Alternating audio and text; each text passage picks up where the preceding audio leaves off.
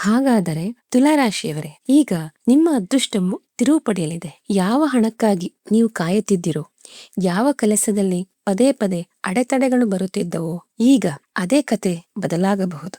ಏಕೆಂದರೆ ಗುರುವಿನ ಉದಯವಾಗಿದೆ ಮತ್ತು ಆಗಸ್ಟ್ 19ರಂದು ಗುರುವು ನಕ್ಷತ್ರ ಬದಲಾವಣೆಯನ್ನು ಮಾಡಲಿದ್ದಾನೆ. ಆಗಸ್ಟ್ 12ರ ನಂತರ ಗುರುವಿನ ಪ್ರಭಾವವು ನಿಮಗೆ ಹೊಸ ಸಾಧ್ಯತೆಗಳನ್ನು ಸೃಷ್ಟಿಸಬಹುದು. ವೃತ್ತಿ ಜೀವನದಲ್ಲಿ ಹೊಸ ಜವಾಬ್ದಾರಿ, ಉದ್ಯೋಗದಲ್ಲಿ ಅವಕಾಶಗಳು, ವ್ಯವಹಾರದಲ್ಲಿ ಹೊಸ ಒಪ್ಪಂದಗಳು ಮತ್ತು ಗಳಿಕೆಯ ಹೊಸ ದಾರಿಗಳು ತೆರೆದುಕೊಳ್ಳಬಹುದು. ಆದರೆ ನಿಜವಾದ ಬದಲಾವಣೆಯನ್ನು ಆಗಸ್ಟ್ 19ರ ನಂತರ ಕಾಣಬಹುದು. ಅಂದರೆ ಗುರುವು ಆಶ್ಲೇಷ ನಕ್ಷತ್ರವನ್ನು ಪ್ರವೇಶಿಸಿದಾಗ ನಿಂತು ಹೋದ ಕೆಲಸ, ಸಿಲುಕಿಕೊಂಡಿರುವ ಹಣ ಅಥವಾ ದೀರ್ಘಕಾಲದಿಂದ ಕಾಯುತ್ತಿದ್ದ ಯಾವುದೇ ಅವಕಾಶವು ವೇಗವನ್ನು ಪಡೆದುಕೊಳ್ಳಬಹುದು. ಆದರೆ ನೆನಪಿರಲಿ, ಈ ಸಮಯದಲ್ಲಿ ತೆಗೆದುಕೊಳ್ಳುವ ಒಂದು ತಪ್ಪು ನಿರ್ಧಾರವು ನಿಮ್ಮ ಲಾಭವನ್ನು ತಡೆಯಬಹುದು. ಯಾವ ಅವಕಾಶವು ನಿಮಗೆ ಅತ್ಯಂತ ದೊಡ್ಡದಾಗಿ ಸಾಬೀತಾಗಲಿದೆ ಎಂದು ಮತ್ತು ಯಾವ 3 ದಿನಗಳಂದು ನೀವು ಹೆಚ್ಚು ಜಾಗರೂಕರಾಗಿರಬೇಕು, ಇದನ್ನು ತಿಳಿಯಲು ವಿಡಿಯೋವನ್ನು ಕೊನೆಯವರೆಗೂ ಖಂಡಿತವಾಗಿ ನೋಡಿ. ಹಾಗಾದರೆ ತುಲಾರಾಶಿಯವರೇ, ಆಗಸ್ಟ್ 12ರಂದು ದೇವಗುರು ಬೃಹಸ್ಪತಿ ಉದಯಿಸಿದ್ದಾರೆ. ಜ್ಯೋತಿಷ್ಯದ ದೃಷ್ಟಿಯಿಂದ ಇದು ಸಾಮಾನ್ಯ ಖಗೋಳ ಘಟನೆಯಲ್ಲ.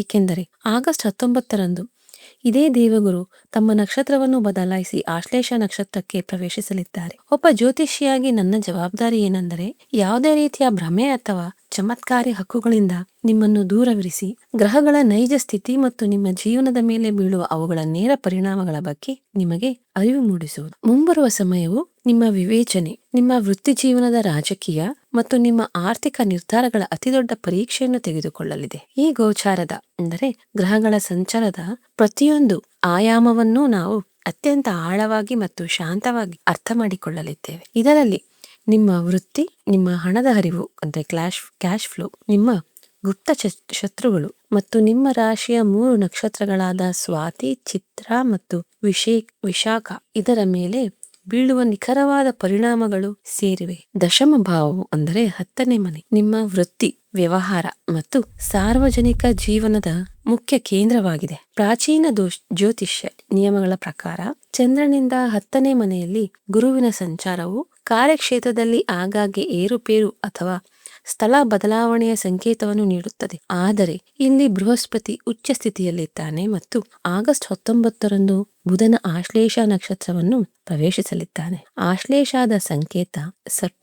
ಇದು ತಂತ್ರಗಳು, ರಹಸ್ಯಗಳು ಮತ್ತು ರಾಜತಾಂತ್ರಿಕತೆಯನ್ನು ಅಂದರೆ ಡಿಪ್ಲೊಮಸಿಯನ್ನು ಪ್ರತಿನಿಧಿಸುತ್ತದೆ. ಆಗಸ್ಟ್ 19ರಿಂದ ಅಕ್ಟೋಬರ್ 31ರವರೆಗಿನ ಸಮಯವು ನಿಮ್ಮ ಕಾರ್ಯಕ್ಷೇತ್ರವನ್ನು ಗಂಭೀರವಾದ ಕಾರ್ಯತಂತ್ರದ ಕೇಂದ್ರವನ್ನಾಗಿ ಪರಿವರ್ತಿಸುತ್ತದೆ. ನಿಮ್ಮ ಆಫೀಸ್ ಮತ್ತು ವ್ಯಾಪಾರ ಜಾಲದಲ್ಲಿ ರಾಜಕೀಯದ ಪ್ರಭಾವ ಸ್ಪಷ್ಟವಾಗಿ ಹೆಚ್ಚಾಗುತ್ತದೆ.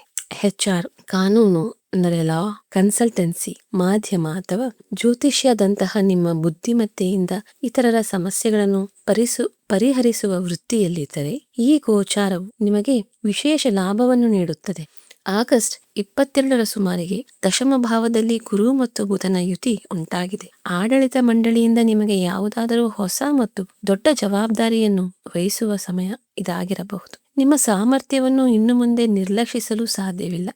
ಆದಾಗ್ಯೂ ಈ ಸಮಯದಲ್ಲಿ ಶನಿದೇವನು ನಿಮ್ಮ ಜಾತಕದ 6ನೇ ಮನೆಯಲ್ಲಿ ವಕ್ರ ಸ್ಥಿತಿಯಲ್ಲಿ ಚಲಿಸುತ್ತಿದ್ದಾನೆ. 10ನೇ ಮನೆಯಲ್ಲಿ ಉಚ್ಚ ಸ್ಥಾನದಲ್ಲಿರುವ ಗುರು ಮತ್ತು 6ನೇ ಮನೆಯಲ್ಲಿರುವ ವಕ್ರಿ ಶನಿಯ ಈ ಸ್ಥಿತಿಯು ಕೆಲವೊಮ್ಮೆ ಮನುಷ್ಯನೊಳಗೆ ಎಂತಹ ಅಹಂಕಾರ ಅಥವಾ ಅತಿಯಾದ ಆತ್ಮವಿಶ್ವಾಸವನ್ನು ಹುಟ್ಟುಹಾಕುತ್ತದೆ ಎಂದರೆ ಅವನು ಇದ್ದಕ್ಕಿದ್ದಂತೆ ತನ್ನ ಕೆಲಸವನ್ನು ಬಿಡುವ ನಿರ್ಧಾರವನ್ನು ಮಾಡಿಬಿಡುತ್ತಾನೆ. ಯಾವುದೇ ಬಲವಾದ ಪರ್ಯಾಯ ಆಯ್ಕೆ ಇಲ್ಲದೆ ಕೇವಲ ಸ್ವಲ್ಪ ಹೆಚ್ಚಿನ ಸಂಬಳದ ನಿರೀಕ್ಷೆಯಲ್ಲಿ ನಿಮ್ಮ ಸ್ಥಿರವಾದ ಉದ್ಯೋಗಕ್ಕೆ ರಾಜೀನಾಮೆ ನೀಡಬೇಡಿ ಎಂಬ ಸ್ಪಷ್ಟ ಸಲಹೆಯನ್ನು ನಿಮಗೆ ನೀಡಲಾಗುತ್ತಿದೆ. ನಿಮ್ಮ ನಿರ್ಧಾರಗಳನ್ನು ಸಂಪೂರ್ಣ ವಿವೇಚನೆಯಿಂದ ತೆಗೆದುಕೊಳ್ಳಿ.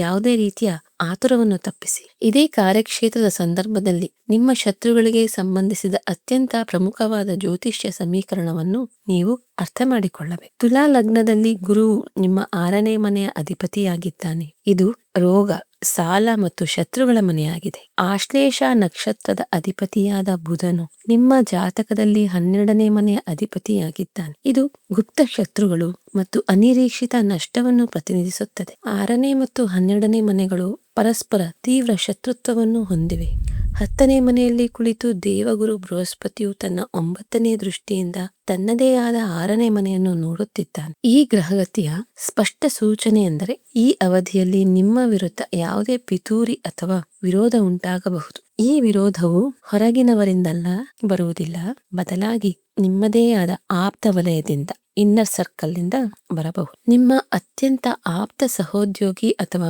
ವ್ಯಾಪಾರದ ಪಾಲುದಾರರು ನಿಮ್ಮದೇ ಮಾಹಿತಿಯನ್ನು ಮತ್ತು ಸಂಪನ್ಮೂಲಗಳನ್ನು ಬಳಸಿಕೊಂಡು ನಿಮ್ಮ ಇಮೇಜ್ ಅನ್ನು ಹಾಳು ಮಾಡಲು ಪ್ರಯತ್ನಿಸಬಹುದು. ಆಶ್ಲೇಷಾದ ಪ್ರಭಾವವು ಗುಪ್ತ ವಿರೋಧದ ರೂಪದಲ್ಲಿ ಹೊರಹೊಮ್ಮುತ್ತದೆ. ಇಂತಹ ಪರಿಸ್ಥಿತಿಯಲ್ಲಿ ನೀವು ಗಾಬರಿಯಾಗುವ ಅಗತ್ಯವಿಲ್ಲ, ಬದಲಿಗೆ ನಿಮ್ಮ ತಂತ್ರಗಳನ್ನು ಇನ್ನಷ್ಟು ಬಲಪಡಿಸಿಕೊಳ್ಳಬೇಕು. ಯಾವುದಾದರೂ ವಿವಾದ ಅಥವಾ ಕಾನೂನು ಪ್ರಕರಣ ಎದುರಾದರೆ ನೀವು ಕೇವಲ ವಾದ ಮಾಡುವುದರಿಂದ ಗೆಲ್ಲಲು ಸಾಧ್ಯವಿಲ್ಲ. ನಿಮ್ಮ ದಾಖಲೆಗಳು ಮತ್ತು ಪುರಾವೆಗಳನ್ನು ನೀವು ಸಂಪೂರ್ಣವಾಗಿ ಸಿದ್ಧವಾಗಿಟ್ಟುಕೊಳ್ಳಬೇಕು. ನೀವು ತರ್ಕಗಳು ಮತ್ತು ಸತ್ಯಗಳಿಗೆ ಬದ್ಧರಾಗಿದ್ದರೆ ಗುರುವಿನ 6ನೇ ದೃಷ್ಟಿಯು ನಿಮ್ಮ ಎಲ್ಲಾ ವಿರೋಧಿಗಳನ್ನು ಶಾಂತಗೊಳಿಸುತ್ತದೆ ಮತ್ತು ಅಂತಿಮವಾಗಿ ನಿಮಗೆ ಜಯ ಸಿಗುತ್ತದೆ. ಈಗ ನಾವು ನಿಮ್ಮ ಹಣಕಾಸು ಮತ್ತು ಹಣದ ಹರಿವಿನ ಬಗ್ಗೆ ಮಾತನಾಡೋಣ. ಇದು ನಿಮ್ಮ ಜೀವನದ ಅತ್ಯಂತ ಪ್ರಮುಖ ಭಾಗವಾಗಿದೆ. 10ನೇ ಮನೆಯಲ್ಲಿರುವ ಉಚ್ಚ ಗುರುವು ತನ್ನ ಅತ್ಯಂತ ಶುಭವಾದ 5ನೇ ದೃಷ್ಟಿಯಿಂದ, ಇದನ್ನು ನಾವು ಅಮೃತ ದೃಷ್ಟಿ ಎಂದು ಕರೆಯುತ್ತೇವೆ, ನಿಮ್ಮ 2ನೇ ಮನೆಯನ್ನು ನೋಡುತ್ತಿದ್ದಾನೆ. 2ನೇ ಮನೆಯು ನಿಮ್ಮ ಸಂಪತ್ತು,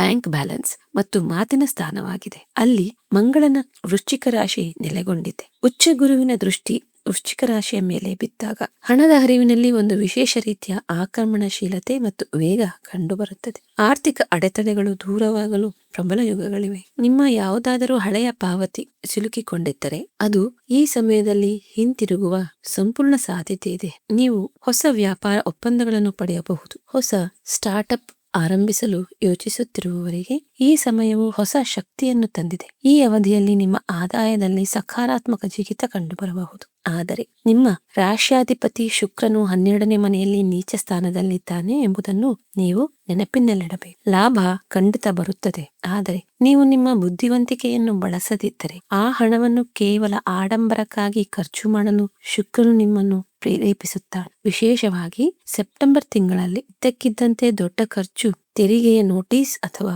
ನಿಮ್ಮ ಕೈಯಲ್ಲಿರುವ ಹಣ ಅಂದರೆ ಲಿಕ್ವಿಡ್ ಕ್ಯಾಶ್ ಎಲ್ಲಾದರೂ ಬ್ಲಾಕ್ ಆಗುವ ಪರಿಸ್ಥಿತಿ ಉಂಟಾಗಬಹುದು. ಆದ್ದರಿಂದ ಶೇರ್ ಮಾರ್ಕೆಟ್ ಅಥವಾ ಹೆಚ್ಚಿನ ಅಪಾಯವಿರುವ ಅಂದರೆ ಹೈ ರಿಸ್ಕ್ ಹೂಡಿಕೆಗಳಿಂದ ಸಂಪೂರ್ಣವಾಗಿ ದೂರವೇ. ಬರುವ ಯಾವುದೇ ಹಣವನ್ನು ಸುರಕ್ಷಿತವಾಗಿರಿಸುವ ಅಭ್ಯಾಸವನ್ನು ಮಾಡಿಕೊಳ್ಳಿ. ಅದನ್ನು ಅನಗತ್ಯ ಖರ್ಚುಗಳಲ್ಲಿ ಕಳೆದುಕೊಳ್ಳಬೇಕು.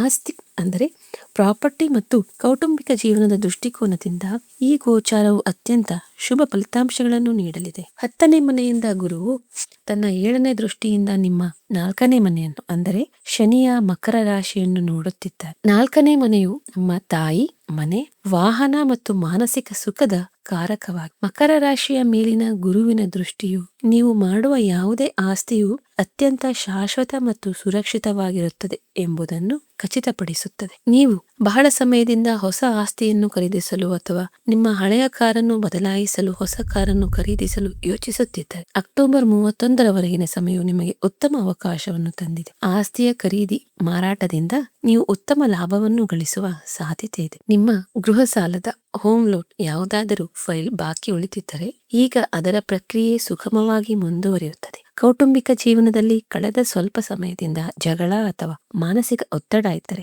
ಈಗ ಮನೆಯ ವಾತಾವರಣ ಶಾಂತವಾಗಲು ಪ್ರಾರಂಭಿಸುತ್ತದೆ. ಮನೆಯ ಹಿರಿಯರ ಮಾರ್ಗದರ್ಶನ ನಿಮಗೆ ಲಾಭದಾಯಕವೆಂದು ಸಾಬೀತಾಗಲಿದೆ. ಮನೆಯ ನವೀಕರಣ, ರಿನೋವೇಷನ್ ಅಥವಾ ಅಲಂಕಾರಕ್ಕೆ ಸಂಬಂಧಿಸಿದ ಬಾಕಿ ಉಳಿದಿರುವ ಕೆಲಸಗಳು ಈ ಅವಧಿಯಲ್ಲಿ ಪೂರ್ಣಗೊಳ್ಳಲಿವೆ. ತುಲಾ ರಾಶಿಯವರ ಜೀವನವು ಮುಖ್ಯವಾಗಿ ಸಮತೋಲನದ ಅಂದರೆ ಬ್ಯಾಲೆನ್ಸ್ ಮೇಲೆ ಆಧಾರಿತವಾಗಿರುತ್ತದೆ.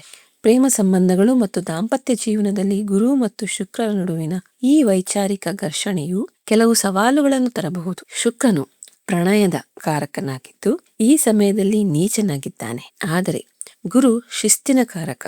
ನೀಚ ಶುಕ್ರನ ಕಾರಣದಿಂದಾಗಿ ನಿಮ್ಮೊಳಗೆ ಸಣ್ಣ ಪುಟ್ಟ ವಿಷಯಗಳಿಗೂ ಜಗಳವಾಡುವ ಪ್ರವೃತ್ತಿ ಹೆಚ್ಚಾಗಬಹುದು. ಇದು ಸಂಬಂಧದಲ್ಲಿ ಒತ್ತಡವನ್ನು ಉಂಟು ಮಾಡಬಹುದು. ಆದರೆ ದೇವಗುರು ಬೃಹಸ್ಪತಿಯು ನಿಮ್ಮ ತಾಳ್ಮೆಯನ್ನು ಹೆಚ್ಚಿಸುತ್ತಿದ್ದಾನೆ. ನೀವು ತಿಳುವಳಿಕೆ ಮತ್ತು ಶಾಂತಿಯಿಂದ ಕೆಲಸ ಮಾಡಿದರೆ ಸಂಗಾತಿಯೊಂದಿಗಿನ ಅಂತರವನ್ನು ಸಂಪೂರ್ಣವಾಗಿ ನಿವಾರಿಸಬಹುದು. ಗೃಹಿಣಿಯರಾಗಿರುವ ಮಹಿಳಾ ವೀಕ್ಷಕರಿಗೆ ಮನೆಯ ಬಡ್ಜೆಟ್ ಅನ್ನು ಬುದ್ಧಿವಂತಿಕೆಯಿಂದ ನಿರ್ವಹಿಸುವ ಸಮಯ ಇದಾಗಿದೆ. ಶುಕ್ರನ ಪ್ರಭಾವದಿಂದ ಮನೆಯನ್ನು ಅಲಂಕರಿಸುವ ತೀವ್ರ ಆಸೆ ಉಂಟಾಗುತ್ತದೆ. ಆದರೆ ಗುರುವಿನ ದೃಷ್ಟಿ ಭವಿಷ್ಯದ ಆರ್ಥಿಕ ಭದ್ರತೆಗಾಗಿ ಉಳಿತಾಯ ಮಾಡಲು ನಿಮ್ಮನ್ನು ಪ್ರೇರೇಪಿಸುತ್ತದೆ. ಈ ಸಮಯದಲ್ಲಿ ನಿಮ್ಮ ಮಾತಿನಲ್ಲಿ ಒಂದು ವಿಶೇಷ ಗಾಂಭೀರ್ಯ ಬರುತ್ತದೆ. ಇದರಿಂದಾಗಿ ಕುಟುಂಬದ ಸದಸ್ಯರು ನಿಮ್ಮ ಮಾತುಗಳಿಗೆ ಹೆಚ್ಚು ಪ್ರಾಮುಖ್ಯತೆಯನ್ನು ನೀಡುತ್ತಾರೆ. ವಿದ್ಯಾರ್ಥಿಗಳಿಗೆ ತುಲಾ ಲಗ್ನದಲ್ಲಿ ಗುರು 3ನೇ ಮನೆಯ ಅಧಿಪತಿಯಾಗಿದ್ದಾನೆ. ಇದು ಪರಾಕ್ರಮ ಮತ್ತು ನಿರಂತರ ಪ್ರಯತ್ನದ ಮನೆಯಾಗಿದೆ. ನಿಮ್ಮ ಜಾತಕದ 5ನೇ ಮನೆಯಲ್ಲಿ ರಾಹು ಸಂಚರಿಸುತ್ತಿದ್ದಾನೆ. ಇದು ಶಿಕ್ಷಣ ಮತ್ತು ಬುದ್ಧಿಮತ್ತೆಯ ಸ್ಥಾನವಾಗಿದೆ. ಈ ಸಮಯದಲ್ಲಿ ನೀವು ಕೇವಲ ಅದೃಷ್ಟವನ್ನು ನೆಚ್ಚಿಕೊಂಡು ಕೂರಬಾರದು. ಶ್ರಮವಿಲ್ಲದೆ ನೀವು ಯಶಸ್ವಿಯಾಗುತ್ತೀರಿ ಎಂಬ ಅತಿಯಾದ ಆತ್ಮವಿಶ್ವಾಸ ನಿಮ್ಮಲ್ಲಿ ಬಂದರೆ ಅದು ನಿಮಗೆ ಹಾನಿಕಾರಕವಾಗಬಹುದು. ಯಶಸ್ಸಿನ ವೇಗ ಸ್ವಲ್ಪ ನಿಧಾನವಾಗಿರಬಹುದು. ಆದರೆ ಬೋಧನೆ ಅಂದರೆ ಟೀಚಿಂಗ್, ಸರ್ಕಾರಿ ಕೆಲಸದ ತಯಾರಿ ಅಥವಾ ವಿದೇಶದಲ್ಲಿ ಉನ್ನತ ಶಿಕ್ಷಣಕ್ಕಾಗಿ ಪ್ರಯತ್ನಿಸುತ್ತಿರುವ ವಿದ್ಯಾರ್ಥಿಗಳಿಗೆ ಸಮಯ ಸಾಕಷ್ಟು ಅನುಕೂಲಕರವಾಗಿದೆ. ಆಗಸ್ಟ್ 22 ನಂತರ ಗುರು ಮತ್ತು ಬುಧನ ಯುತಿ ಉಂಟಾದಾಗ ವೀಸಾ, ಪ್ರವೇಶಾತಿ ಅಂದರೆ ಅಡ್ಮಿಷನ್ ಅಥವಾ ಬಾಕಿ ಉಳಿದಿರುವ ದಾಖಲಾತಿ ಡಾಕ್ಯುಮೆಂಟೇಶನ್ ಕಾರ್ಯಗಳಲ್ಲಿ ಯಾವುದೇ ಸಕಾರಾತ್ಮಕ ಮಾಹಿತಿ ಸಿಗಬಹುದು. ಆರೋಗ್ಯದ ದೃಷ್ಟಿಯಿಂದ ದೇವಗುರು ಬೃಹಸ್ಪತಿ 6ನೇ ಮನೆಯ ಅಧಿಪತಿಯಾಗಿ 10ನೇ ಮನೆಯಲ್ಲಿ ಆಶ್ಲೇಷ ನಕ್ಷತ್ರದ ಮೂಲಕ ಹಾದು ಹೋಗುತ್ತಿದ್ದಾನೆ ಮತ್ತು ಅವನು ಜಲತತ್ವದ ಕರ್ಕಾಟಕ ರಾಶಿಯಲ್ಲಿದ್ದಾನೆ. ಇದರ ನೇರ ಪರಿಣಾಮ ನಿಮ್ಮ ಜೀರ್ಣಾಂಗ ವ್ಯವಸ್ಥೆ, ಪಿತ್ತ ಜನಕಾಂಗ ಅಂದರೆ ಲಿವರ್ ಮತ್ತು ಹೊಟ್ಟೆಯ ಮೇಲಾಗಬಹುದು. ವಾತ ಮತ್ತು ಪಿತ್ತ ದೋಷಗಳು ಅಸಮತೋಲನಗೊಳ್ಳುವ ಸಾಧ್ಯತೆ ಇದೆ. ಹಿರಿಯ ನಾಗರಿಕ ವೀಕ್ಷಕರು ತಮ್ಮ ಹಲ್ಲುಗಳು ಮತ್ತು ಬಾಯಿಯ ಯಾವುದೇ ಸೋಂಕಿನ ಅಂದರೆ ಇನ್ಫೆಕ್ಷನ್ ಬಗ್ಗೆ ವಿಶೇಷ ಕಾಳಜಿ ವಹಿಸಬೇಕು. ಈ ಸಂಚಾರದ ಸಮಯದಲ್ಲಿ ನಿಮ್ಮ ತೂಕ ವೇಗವಾಗಿ ಹೆಚ್ಚಾಗಬಹುದು. ಆದ್ದರಿಂದ ಆಹಾರ ಮತ್ತು ಪಾನೀಯಗಳಲ್ಲಿ ಡಯಟ್ ಯಾವುದೇ ನಿರ್ಲಕ್ಷ್ಯವನ್ನು ಮಾಡಬೇಡಿ. ಗುರುವು ಜೀವನದಲ್ಲಿ ಶಿಸ್ತನ್ನು ಬೇಡುತ್ತಾನೆ. ಬೆಳಗಿನ ನಡಿಗೆ, ಮಾರ್ನಿಂಗ್ ವಾಕ್ ಮತ್ತು ಯೋಗವನ್ನು ನಿಮ್ಮ ದಿನಚರಿಯ ಭಾಗವನ್ನಾಗಿ ಮಾಡಿಕೊಳ್ಳಿ. ಕಚೇರಿಯ ರಾಜಕೀಯದ ಮಾನಸಿಕ ಒತ್ತಡವನ್ನು ಮನೆಗೆ ತರಬೇಡಿ ಮತ್ತು ನಿಮ್ಮ ನಿದ್ದೆಯನ್ನು ಸಂಪೂರ್ಣವಾಗಿ ಮಾಡಿ.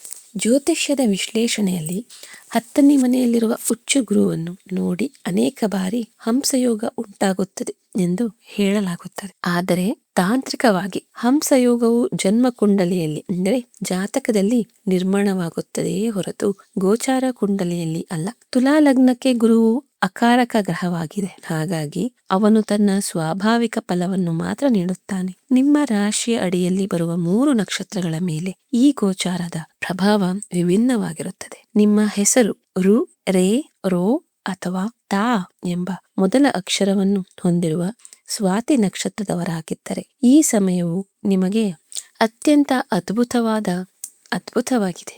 ಗುರು, ಬುಧ, ರಾಹು ಮತ್ತು ರೇವತಿಯಲ್ಲಿ ಕುಳಿತಿರುವ ಶನಿ ಇವರೆಲ್ಲರೂ ನಿಮ್ಮ ಪರವಾಗಿ ಕೆಲಸ ಮಾಡುತ್ತಾರೆ ಮತ್ತು ಈ ಗೋಚಾರದ ಅತ್ಯಂತ ಸಕಾರಾತ್ಮಕ ಫಲಿತಾಂಶವನ್ನು ನೀವು ಪಡೆಯುತ್ತೀರಿ. ರಾ ಅಥವಾ ರೀ ಅಕ್ಷರದ ಹೆಸರಿನ ಚಿತ್ರಾ ನಕ್ಷತ್ರದಲ್ಲಿ ನೀವು ಜನಿಸಿದ್ದರೆ ಆಶ್ಲೇಷದಲ್ಲಿ ಗುರುವಿನ ಈ ಸಂಚಾರವು ನಿಮಗೆ ಕೆಲವು ಹೋರಾಟಗಳನ್ನು ತರಬಹುದು. ಯಶಸ್ಸಿಗಾಗಿ ನೀವು ದುಪ್ಪಟ್ಟು ಕಷ್ಟಪಡಬೇಕಾಗುತ್ತದೆ ಮತ್ತು ನಿಮ್ಮದು ತಿ, ತು ಅಥವಾ ತೇ ಅಕ್ಷರಗಳಿಂದ ಪ್ರಾರಂಭವಾಗುವ ವಿಶಾಖ ನಕ್ಷತ್ರವಾಗಿದ್ದರೆ ಈ ಸಮಯವು ನಿಮಗೆ ಮಿಶ್ರ ಫಲವನ್ನು ನೀಡುತ್ತದೆ. ಇಲ್ಲಿ ನೀವು ನಿಮ್ಮ ತಾಳ್ಮೆಯನ್ನು ಸಂಪೂರ್ಣವಾಗಿ ಬಳಸಬೇಕಾಗುತ್ತದೆ. ಈ ಅಕ್ಟೋಬರ್ 31ರವರೆಗಿನ ಅವಧಿಗೆ ನೀವು 4 ಮುಖ್ಯ ನಿಯಮಗಳನ್ನು ಪಾಲಿಸಬೇಕು. ವೃತ್ತಿ ಜೀವನದಲ್ಲಿ ನಿಮಗೆ ಯಾವುದೇ ದೊಡ್ಡ ಹುದ್ದೆ ಅಥವಾ ಯಶಸ್ಸು ಸಿಕ್ಕರೆ ನಿಮ್ಮೊಳಗೆ ಅಹಂಕಾರ ಬರಲು ಬಿಡಬೇಡಿ. ಹಣ ಬಂದಾಗ ಯಾವುದೇ ರೀತಿಯ ಆಡಂಬರ ಮಾಡಬೇಡಿ. ಗುಪ್ತ ಶತ್ರುಗಳಿಂದ ವಿರೋಧವನ್ನು ಎದುರಿಸಬೇಕಾದರೆ ಆಕ್ರಮಣಶೀಲತೆಯ ಬದಲಿಗೆ ಶಾಂತಿ ಮತ್ತು ಪುರಾವೆಗಳೊಂದಿಗೆ ನಿಮ್ಮ ವಾದವನ್ನು ಮಂಡಿಸಿ. ಉದ್ಯೋಗ ಬದಲಾಯಿಸುವ ಅಥವಾ ಹೂಡಿಕೆ ಮಾಡುವಂತಹ ಯಾವುದೇ ದೊಡ್ಡ ನಿರ್ಧಾರವನ್ನು ಆತುರದಿಂದ ತೆಗೆದುಕೊಳ್ಳಬೇಡಿ. ಈ ಎಲ್ಲಾ ಶಕ್ತಿಗಳನ್ನು ಸಮತೋಲನಗೊಳಿಸಲು ಮತ್ತು ಸಕಾರಾತ್ಮಕ ಫಲಿತಾಂಶಗಳನ್ನು ಪಡೆಯಲು ಕೆಲವು ನಿಖರವಾದ ಜ್ಯೋತಿಷ್ಯ ಪರಿಹಾರಗಳನ್ನು ಅಂದರೆ ಉಪಾಯಗಳನ್ನು ಮಾಡುವ ಅವಶ್ಯಕತೆ ಇದೆ. ತುಲಾ ರಾಶಿಯವರು ಮರೆತೂ ಕೂಡ ಪುಷ್ಯರಾಗ ಧರಿಸಬಾರದು, ಏಕೆಂದರೆ ಗುರು ನಿಮಗೆ ಅಕಾರಕನಾಗಿದ್ದಾನೆ ಮತ್ತು ಇದು ನಿಮ್ಮ ತೊಂದರೆಗಳನ್ನು ಹೆಚ್ಚಿಸಬಹುದು. ನಿಮ್ಮ ನಿರ್ಧಾರ ತೆಗೆದುಕೊಳ್ಳುವ ಸಾಮರ್ಥ್ಯ ಮತ್ತು ವ್ಯವಹಾರವನ್ನು ಹೆಚ್ಚಿಸಲು ನೀವು ಅನುಭವಿ ಜ್ಯೋತಿಷ್ಯ ಸಲಹೆಯ ಮೇರೆಗೆ 5 ರಿಂದ 6 ರತ್ತಿ ತೂಕದ ಪಚ್ಚೆ ಅಂದರೆ ಎಮರಾಲ್ಡ್ ಅನ್ನು ಚಿನ್ನ ಅಥವಾ ಬೆಳ್ಳಿಯಲ್ಲಿ ಮಾಡಿಸಿ ಬುಧವಾರದಂದು ನಿಮ್ಮ ಕಿರುಬೆರಳಿಗೆ ಧರಿಸಬಹುದು. ಜೊತೆಗೆ ಬುಧನ ನಕಾರಾತ್ಮಕ ಪರಿಣಾಮಗಳು ಮತ್ತು ಗುಪ್ತ ಶತ್ರುಗಳನ್ನು ತಪ್ಪಿಸಲು ಪ್ರತಿ ಬುಧವಾರ ಗಣೇಶನಿಗೆ ಗರಿಕೆಯನ್ನು ಅರ್ಪಿಸಿ. ಗುರುಗ್ರಹಕ್ಕೆ ಸಂಬಂಧಿಸಿದ ಮಾನಸಿಕ ಒತ್ತಡವನ್ನು ಕಡಿಮೆ ಮಾಡಲು ಗುರುವಾರದಂದು ದೇವಸ್ಥಾನದಲ್ಲಿ ಕಡಲೆಬೇಳೆಯನ್ನು ದಾನ ಮಾಡಿ ಮತ್ತು ವಿಷ್ಣುವಿಗೆ ಹಳದಿ ಹೂವುಗಳನ್ನು ಅರ್ಪಿಸಿ. ನೀವು ನಿಯಮಿತವಾಗಿ ಗುರುವಿನ ಬೀಜ ಮಂತ್ರವಾದ ಓಂ ಗ್ರಾಂ ಗ್ರೀಂ ಗ್ರೌಂ ಸಹ್ ಗುರುವೇ ನಮಃ ಅನ್ನು ಪ್ರತಿದಿನ 108 ಬಾರಿ ಜಪಿಸಿ. ನೆನಪಿರಲಿ, ಉಚ್ಚಾರಣೆ ಗುರುವೇ ಎಂದಿರಬೇಕು. ಆರ್ಥಿಕ ಸಮೃದ್ಧಿಗಾಗಿ ಶ್ರೀ ಸೂಕ್ತವನ್ನು ಪಠಿಸಿ ಮತ್ತು ಗುರುವಾರದಂದು ಯಾವುದೇ ವಿದ್ಯಾರ್ಥಿಗೆ ಶಿಕ್ಷಣ ಸಾಮಗ್ರಿಗಳನ್ನು ದಾನ ಮಾಡಿ. ಈ ಸಮಯವು ನಿಮ್ಮ ಕರ್ಮಗಳ ಫಲವನ್ನು ಪಡೆಯುವ ಮತ್ತು ವಿವೇಚನೆಯ ಜಾಗೃತಿಯ ಸಮಯವಾಗಿದೆ. ಗುರುವಿನ ಅಮೃತ ದೃಷ್ಟಿಯು ನಿಮ್ಮನ್ನು ಸರಿಯಾದ ಹಾದಿಯಲ್ಲಿ ಇರಿಸುತ್ತದೆ. ನಿಮ್ಮ ನಡತೆಯನ್ನು ಶುದ್ಧವಾಗಿಟ್ಟುಕೊಳ್ಳಿ ಮತ್ತು ನಿರಂತರ ಪ್ರಯತ್ನವನ್ನು ಮಾಡುತ್ತಲೇ ಇರಿ. ನಮಸ್ಕಾರ.